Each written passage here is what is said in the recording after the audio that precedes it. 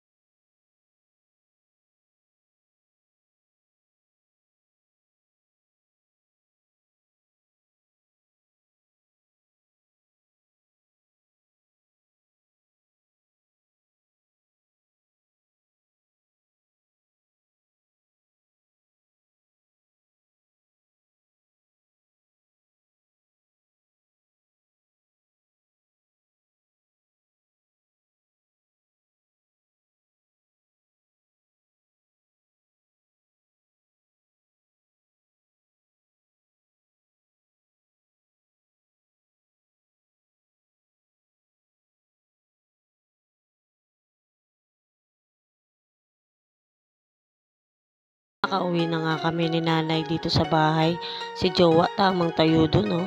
Kaya sinitsitan ko dyan eh. Nahiya pa sa camera. Ang haggard daw niya. Pag-aampalaya si Jowa. Nakita ko nga naglilinis si nanay dyan sa bahay namin. Kaya tinulungan ko na siya para pampapawis na rin sa umaga. Exercise, di ba? Ayun yung mga halaman niya, nilabas niya para daw maarawan. Kasi nakalagay lang yan dun sa loob ng garahe. Hindi na aarawan. Kaya ayan, nilabas ko muna yung tricycle para makagalaw kami ng maayos. Sinas forward ko na nga din dyan ulit para mabilis tayong matapos.